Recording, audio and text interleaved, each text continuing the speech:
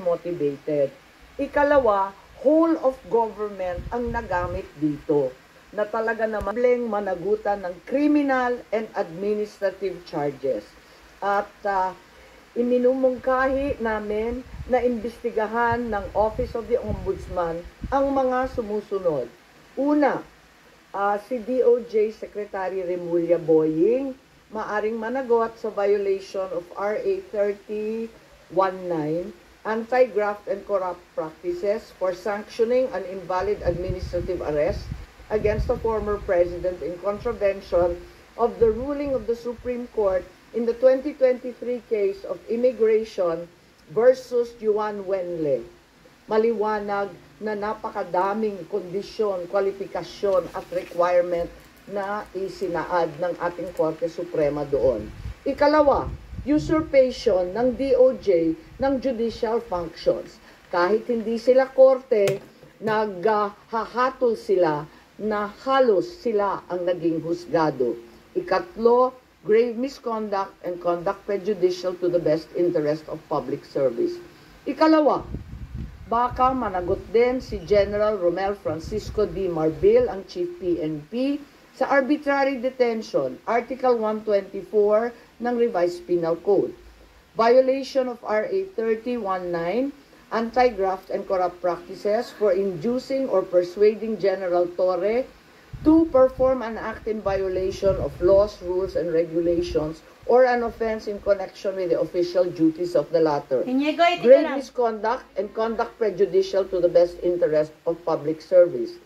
Andito rin sa mga nakalista at ayon na nagpayo sa atin na malahil si SILG Secretary John Vic Remulla ay maakusahan din ng arbitrary detention katulad nung iba.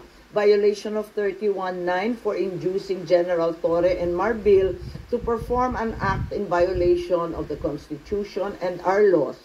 Ikatlo, grave misconduct and conduct prejudicial to the best interest of public service. Ang ikaapat na maaring patawan din ng kaso ay si General Nicolas Torre III. Maaring managot sa arbitrary detention. 2 counts of arbitrary detention, not only against the former president, but also against former Executive Secretary Medialdea. Ikalawa, violation of RA 7439, for not allowing the former president to be visited by VP Sara, both his daughter and his named counsel, and for forcing the former president's lawyers to leave him.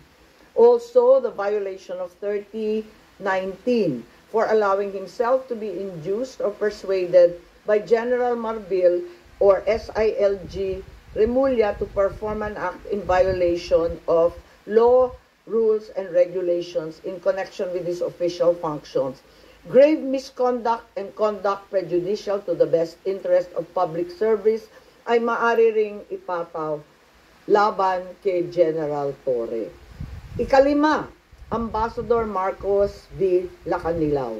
Maaring managot sa usurpation of official functions, Article 177 of the Revised Penal Code, pagsisinungaling sa ibang kaso at perjury sa ilalim ng Article 183 of the Revised Penal Code, false testimony in other cases, and perjury in solemn affirmation under Article 183 of the Revised Penal Code, at conduct prejudicial to the best interest of the service. So,